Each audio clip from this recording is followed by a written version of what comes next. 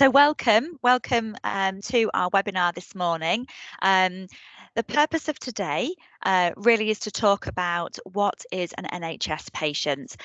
If you've previously watched one of our other webinars, we had a webinar on what is an NHS nurse, and today the session is what is an NHS patient. We've just got somebody who's just joined us. Prajita, welcome. You haven't missed anything. We was just talking about the purpose of today's webinar. So thank you for joining. Today we're going to be talking about what makes an NHS patient, and just really we appreciate the fact that, you know, if you are a nurse in another country that's outside of the UK, nursing may look very different, and the patients may also look very different. We're going to touch on what those differences look like. Joining us today, we've got Carl Mitchell Paradella, who himself, he has joined us from the Philippines, and he's also had experience of working in Saudi. So he's going to be able to take those experiences and bring them to this session, and really compare the differences of what nursing and what the difference in patient care looks like. Once I hand over to Carl, he'll talk you through what patient care looks like and what those differences are. And then we're going to move over to Stacey. Stacey's joining us today. Stacey's one of our nurses, and she really deals with that patient discharge process. So once they've been in our hospital and they're ready to be discharged, what does that look like? What kind of different services do we use here in the UK? For example, are they going to go to residential care? Do we need to use our social services? Are they going home? What kind of assisted living support might they need? So for anybody who has got maybe a pending interview, this session is going to be really beneficial for you to watch, whether that's now or on the replay. Just to give you that exposure to what patient care looks like here in the UK, that's going to really equip you better for your interview, to get a good understanding, so that when you are, in your interview, you'll have that knowledge. And then secondly, if you are successful at your interview, once you then join us, hopefully this session will just give you that little bit more insight into, what the patient care looks like here in the UK. We was going to open up to a question and answer session at the end. So if any more people do join us, Prajita, we're going to give you the chance to ask us any questions at the end, and you'll be able to pop those into the chat. So yeah, without any further ado, I'll hand you over to Carl. Thank you. Just a quick introduction of myself. My name is Carl Paradella. I'm one of the practice development nurse for NLAG. I'm actually supporting newly qualified and international nurses as well. Also, sometimes I do like OSCE trainings once you join the trust. And I've been a nurse since 2008, so it's been a while already. I've been working in the Philippines, and most of my nursing career was basically I was doing training in Saudi Arabia for around 7 years, and then I came here to the UK. What the patient here is basically, if you talk about patients, they're just the same. All of them are patients at the end of the day, but the difference is that as for say I'm as like when I came here in the UK, if you're a nurse for an adult, your patients are for adults as well. If you're a nurse for pediatrics, then it's for your patients are basically pediatrics, which is really quite different from where I came from, both from the Philippines and Saudi Arabia, because we can be flexible, especially in the Philippines, where I can actually deal with patients from pediatrics, even like from neonates going up to geriatrics, or to the elderly, which is really, really quite, I mean, the range is really, really quite big. But when I came here in the UK, I was surprised that I was only handling patients which are adults. Some of the patients here, when I came here, I was a bit surprised because the age, I mean, their age ranges really from uh, 80s to 90s, which is really, really, really quite rare, I should say, in from where I came from in the Philippines and Saudi, because our lifespan is around maybe around 60, 70, at most 80. But when I came here in the UK, I was surprised that I've seen a lot of elderly people ranging from 90s to 100, which is really, really quite different. Um, Also, with regards to patients, the patients here as well are really, really quite polite, I should say. Um, here in the UK, we normally we ideally promote independence to patients in preparation for their discharge. So we tend to encourage them to do do at least to become independent really, or just minimal assistance, which is really, really quite different from the other countries like Saudi Arabia and the Philippines, because we actually do most of the things for our patients.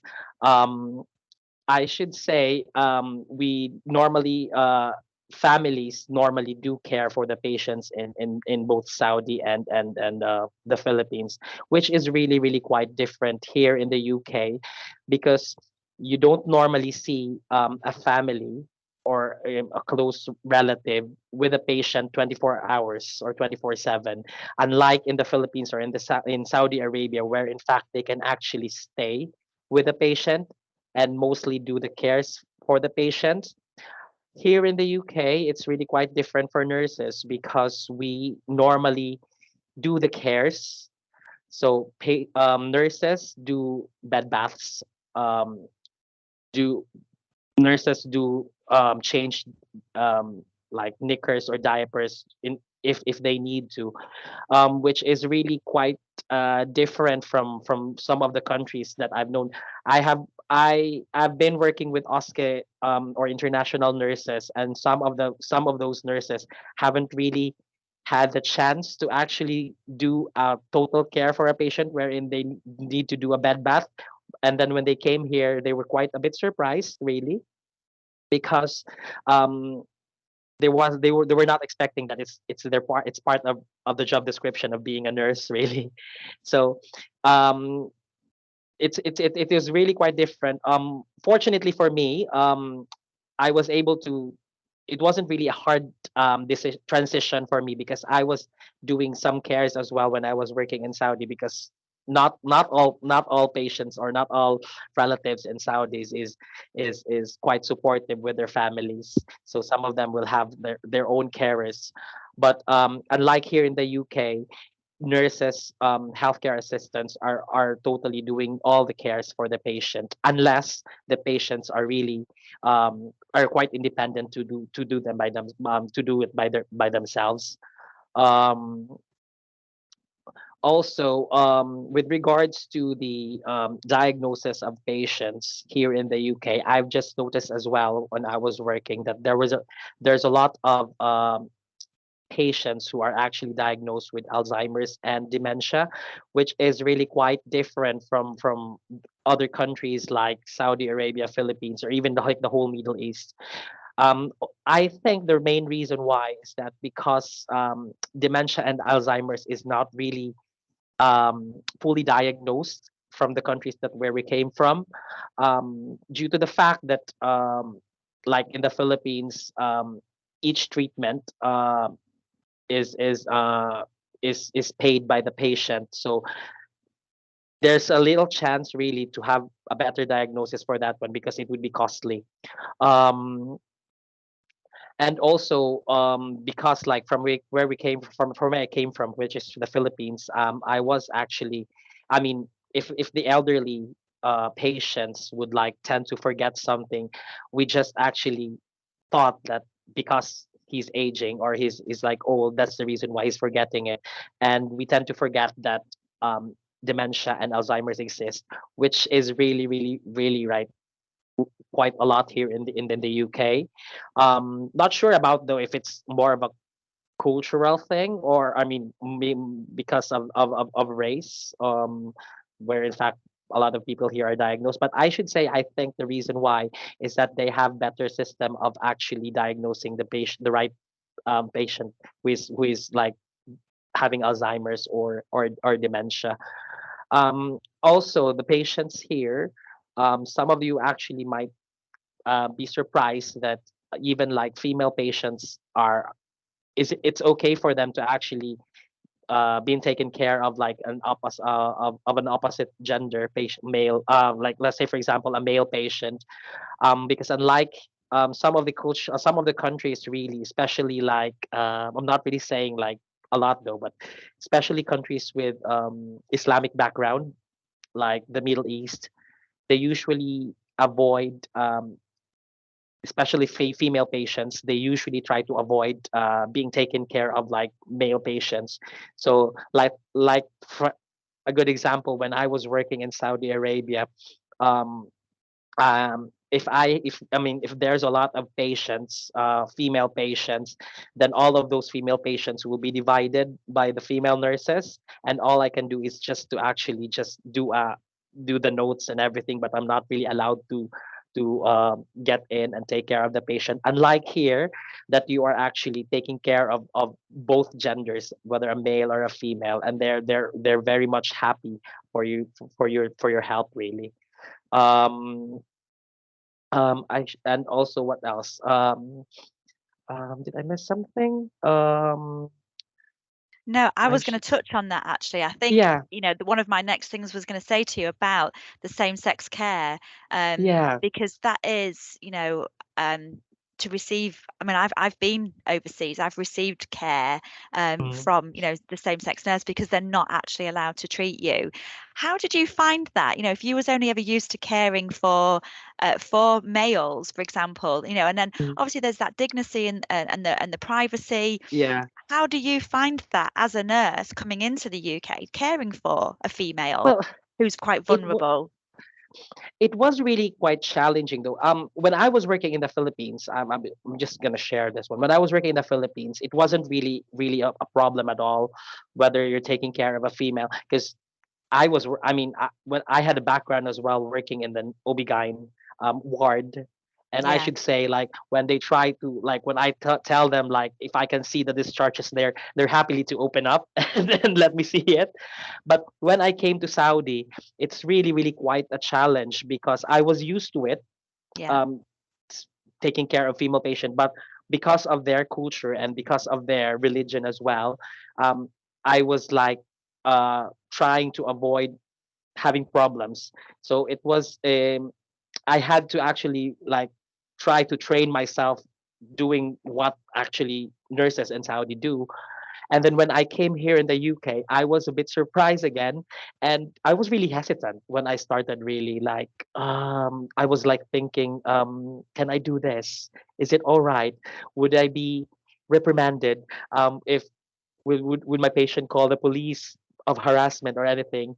But to my surprise, really, it doesn't really matter though. It as long as you're doing what you should do as a nurse, which is like giving your I mean giving a total care to the patient. yeah, yeah. And I think, you made a really good point actually about the dementia care, and the Alzheimer's, and the fact that, there's a lot more diagnosis here in the UK. And I know that one of the nurses that we had here who had done an OSCE training session, for Mm, example, with, and this is something that, all of you as international nurses, when you come to the UK, as part of your registration here in the UK, you have to do the OSCE, which is the observed structural examination. It's the practical side of it, isn't it? So yeah. I think, one of our nurses was pretending to be, a dementia patient. She was acting confused, because a lot of the patients, it's not just the forgetfulness, it's their, they do get very confused. And then when they do get confused, they can maybe get more aggressive. And that international nurse, she was actually trying to restrain the patient because in her culture, that was quite normal. You would Mm, actually restrain an elderly patient, for being what is deemed aggressive. But here in the UK, it's not that it's the patient is being aggressive, it's just that the patient has got dementia, so is very confused, doesn't know who you are, doesn't know members of their own family, and is wondering what you're doing to them. So to act and restrain them is actually going to cause that patient even more distress. So this is just mm, about knowledge and yeah. education. Um, did you find that different? I mean, I don't know if you've Oh, maybe come across having to work with dementia patients who have y- maybe been confused or aggressive. It's Yeah, it's not just about being like having dementia patients, but totally like patients who are aggressive. Because when I was working both in the Philippines and Saudi Arabia, if the patient is seems to be aggressive, even the patient has like full capacity, if she is aggressive, then we can actually order a restraint from a doctor. So a simple order from a doctor, like patient can be restrained, then we can do a restraint, meaning to say like we can tie the patient really on the bedside. I mean, not on the Yeah. bedside, but on the bed itself, like Wow. tied. It's either like it can be like just the upper limbs, or it can be just the lower limbs, or even like all of it. So we can actually do that one. Unlike here in the UK, that is not really allowed, because it's actually um, affecting the patient's rights, I should say, or not just like a person's rights, basically, not just a patient's rights, Mm, mm. which is really, really quite surprising. So Yeah. when I came here, when I had a patient before with dementia, or like yeah, with dementia or Alzheimer's, and he was quite aggressive, I was surprised with how actually my colleagues told me about that one, like just let him be. So Yeah. we let him Yeah. be, yeah, because my instinct was just really to restrain him, Mm, yeah, because mm. that's actually my thing. And then it would have been worse if I told the doctor, really. I mean, if I have told the doctor, like, doctor, can you just order for a restraint then, which is not really really allowed here in the UK. But Yeah. um I should say, actually, when I started here in the UK, and then we try to avoid having restraints, I've noticed as well that the patient actually Yeah. becomes more calm, letting them whatever they want to do, Mm, mm. rather than restraining them, which is really, really, really quite upsetting as a Yeah. nurse, because you don't Yeah. really want to harm a patient, No. really, but because you're you just like wanted to make your life easier, like in other countries, then restraint is really, really Yeah. like very rampant. Yeah. Yeah. Yeah. I think it's just going to make them even more Yeah, aggressive it or is. make them even worse, in that situation. And particularly if it is a very confused person who just simply if they have got dementia or Alzheimer's, for example, it's actually not their fault. So Yeah. it's just having that level of education and the training that you're going to get as an international nurse to show that more maybe compassionate side, and to understand what they're feeling as that patient. And I think, the training that you got during your OSCE, Hmm. um, I guess that would have helped to deal with those patients that maybe you in a Yeah. different way. Something else that you touched on as well, you mentioned, culture and the different spirituality and different beliefs. Hmm. So I'm thinking in certain countries, for example, if you are in a country where it's maybe a Muslim background, or if you are, if your religion means that, you don't drink alcohol, Hmm. then I guess that you will see far less alcohol abuse patients, because if that's, the country Yeah. that you live in. it, Whereas here in the UK, obviously, that is something that nurses, particularly on a weekend, if people have gone out and then they're drinking, um, what is the difference, would you say, in the level well, of alcohol abuse patients that you might witness? yeah. When I was working in the Philippines, a lot of people actually are alcohol abuse. I mean, abusive of alcohol, really. But because with regards to treatment, that you need to pay everything, so it's not really diagnosed that you're alcohol Okay. abuser of alcohols, but you can actually see them. But I haven't really encountered like a treatment plan for an alcohol abusive patients, really. With regards to Saudi Arabia, because it's a Middle East, and Saudi Arabia is really, really quite, it's not really like an open country yet, compared to other Middle East countries. Alcohol is not really allowed. So you could not actually see a patient like having alcohol abuse, or like being Mm. admitted because of alcohol withdrawal or something. When I came here in the UK, I was surprised. I was even surprised that there's actually a treatment for alcohol abuse. So Mm. because we don't normally do that one. But actually, patients here in the UK, I mean, even though like they're abused of abusive alcohol, they still to actually tend to listen to nurses. And even like we have like an alcohol liaison team which actually helps patients overcoming alcoholism, which is not really like properly, I mean, which is not really very rampant in the Philippines, because when you say like alcohol abuse, you can just simply say the patient is alcohol abuse without even like having diagnosis or having treatment. So Mm, they just left it really, mm, which is quite different here in the UK, because we're trying to help them yeah, overcome alcoholism, and yeah, also like yeah, the results of abusive alcoholism, which is like withdrawal. So we're trying to treat them. yeah. And I guess that might lead us on quite nicely to Stacey, because there's a lot of resources available, It is. once they've been discharged. There's a lot of help for all types of patients, but also including alcohol abuse. So I guess, gearing those patients up for when it's time to get them discharged, like you said, the aim of our nursing here in the UK, it's really to promote independence, isn't it?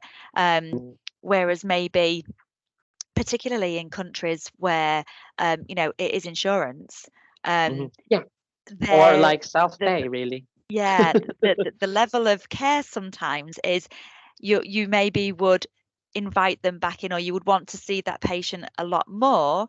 because actually if it's through insurance, then it actually benefits the it becomes a business. Yeah, Whereas we are more about, let's get you better and let's get you out and let's get you back independent. true. And it's not that we are there's no it's not that you're neglecting them, but if they're completely ready to be discharged, then let's get them and let's get you being independent. So I guess that kind of maybe brings us on quite nicely to Stacey, who can chat to us a bit more about what, once they've been in the care, they've been in the wards, they've been, they're now ready for discharge. What does that look like? I guess it's quite a big process, if Stacey's there. Hi, yes, I am. Yeah, hello. My name is Stacey. Hi.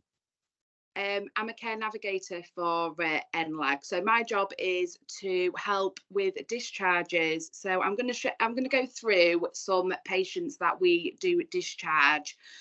So let's lead on with the alcohol one. So yes, we do come across a few patients like that within the trust, and there is support out in the community. So we deal with a company called We Are With You, which as a nurse, as a care navigator, you would do the referral via the phone. And then they will contact the patient and see what treatment they need once they're discharged. 9 times out of 10, the patients are already on a treatment within the hospital. And it might be that they just need to go and have a chat with somebody and see what they can do for them. They also might need to carry on a regime out in the community, which they would tend to go to their nearest pharmacy with that. But yes, so we do have a plan for people like that. And unfortunately, you do come across it quite regular. But, we are there to support them. We don't judge, we are there to support. So we do our best to support with that. Also, we do come across patients that need like what we call a fast track patient. So a fast track patient is if you have somebody that has got a disease that unfortunately cannot be treated, and that patient, that the one thing that patient wants to do is go home. So we can do what's called a fast track. So a fast track entails we speak with our discharge liaison team, which at Scunthorpe is Jill and Steph.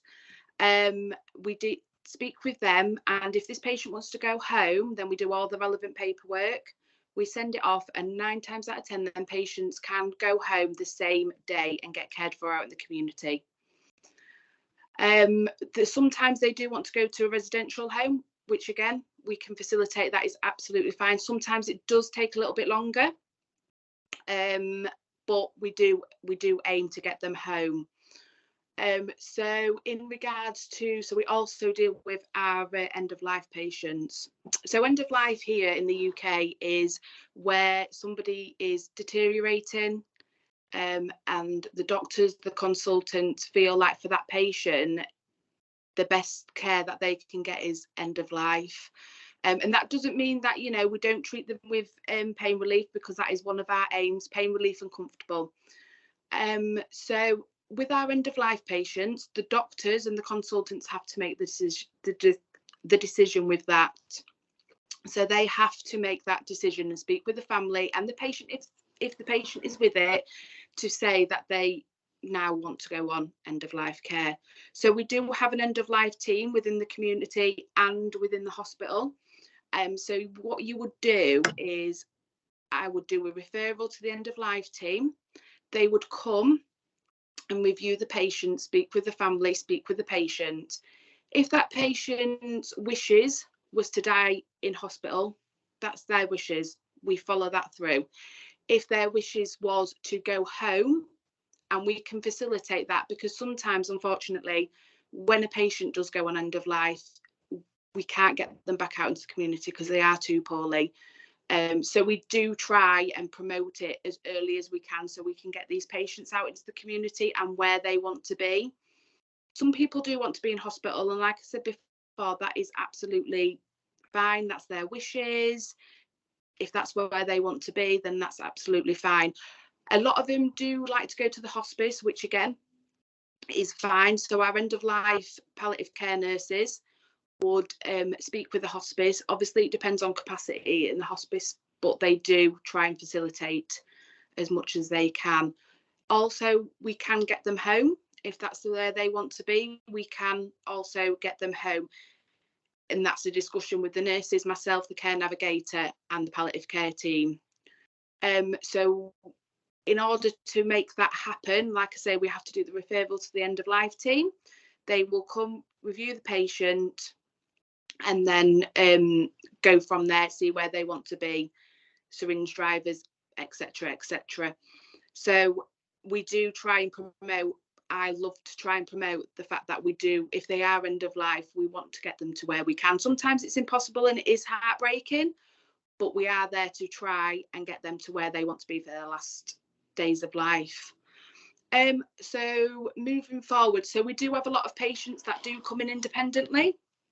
So you can have a patient that comes in independently and goes for major surgery.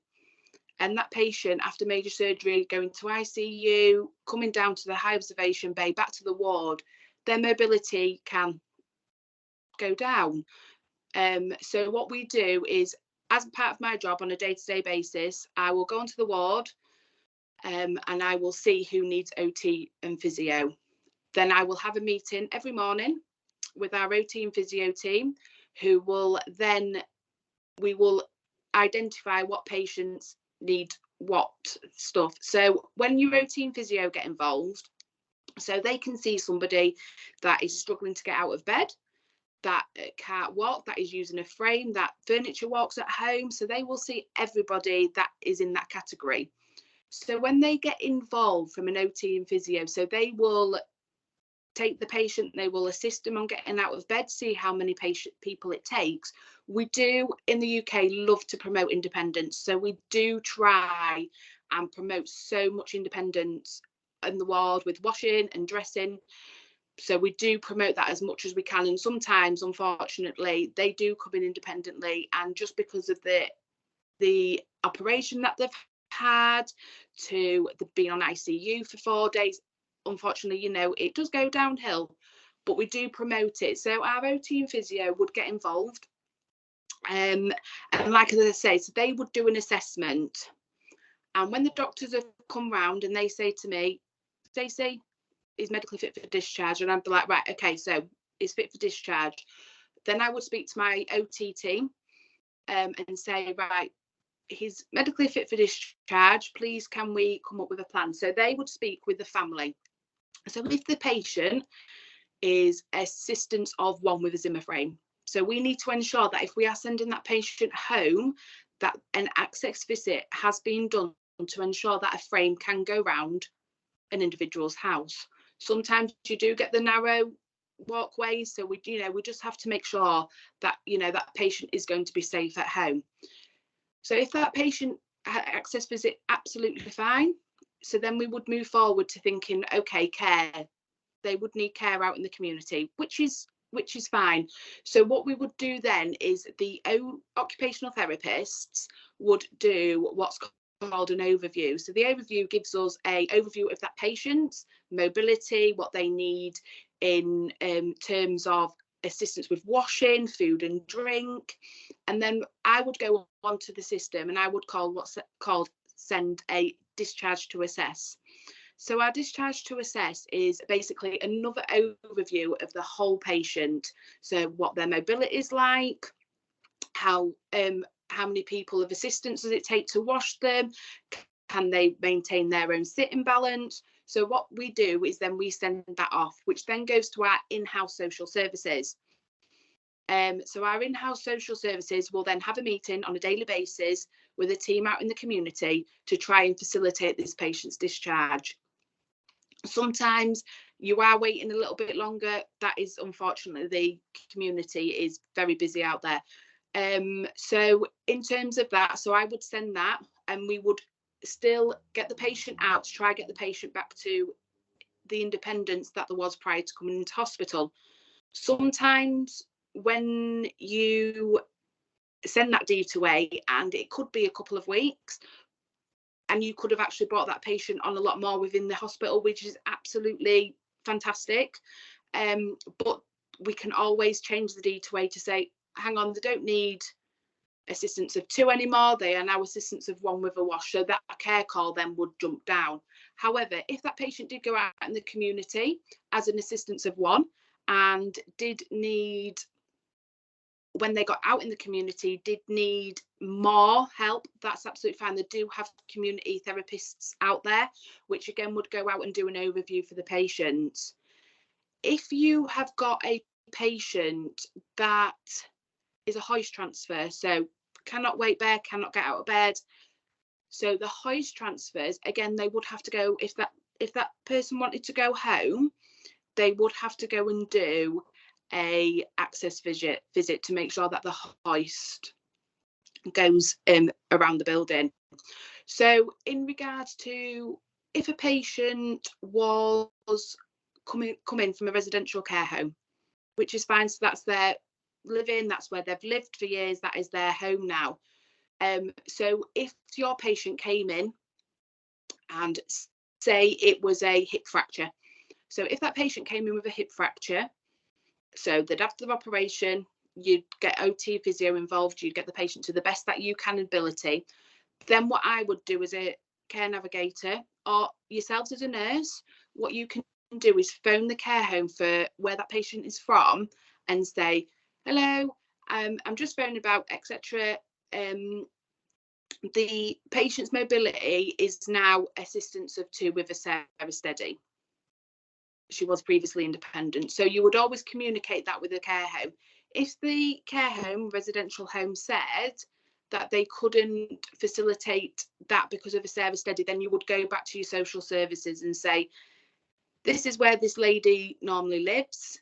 This is what we are now, but they unfortunately cannot provide that care for that lady. And then they would sort that. So there is always support out there with facilitating discharges. Never think that you're alone in doing it. You've got site managers, you've got ward managers, you've got deputies, you've got matrons.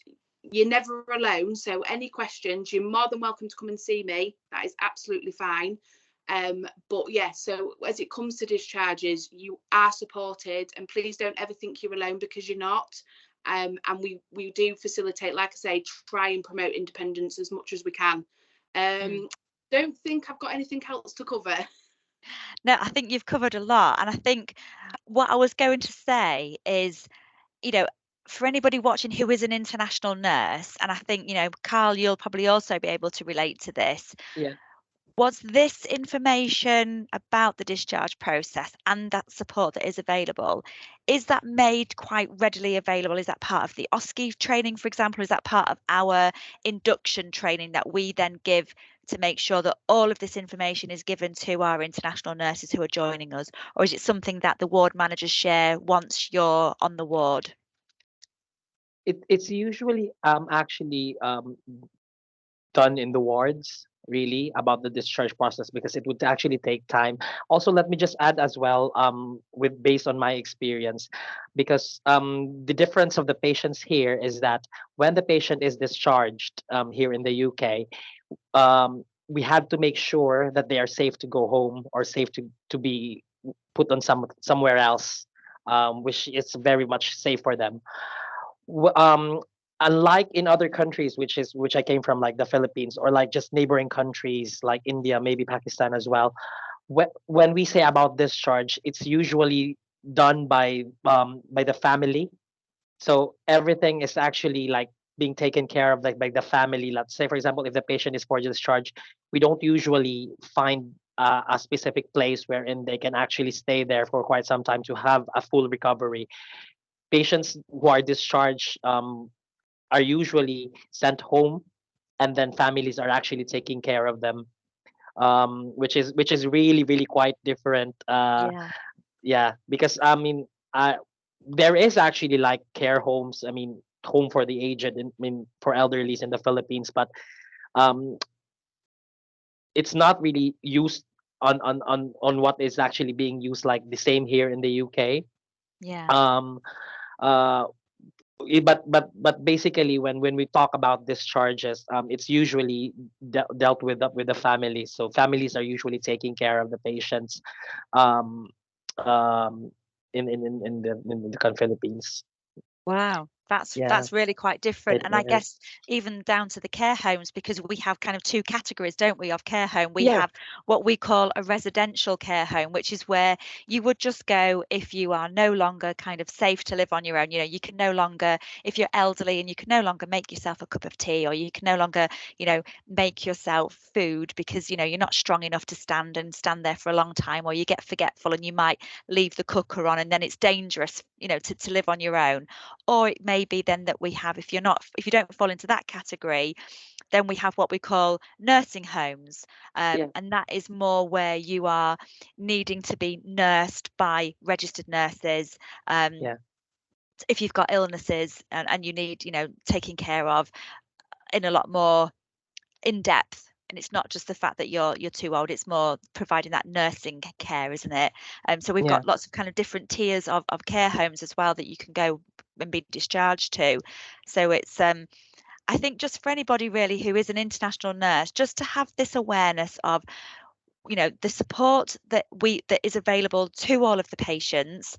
um there's an awful lot of different, I guess, avenues and roads that they can take when it is time for them to go home.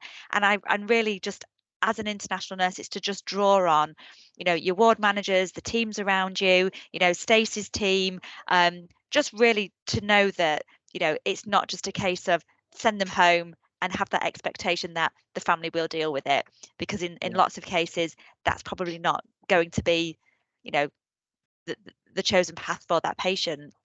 Um, Is there anything else you think that would be helpful just to wrap things up in this session about that, for anybody watching, about kind of the yeah, whole? just I mean, just an add-on, really.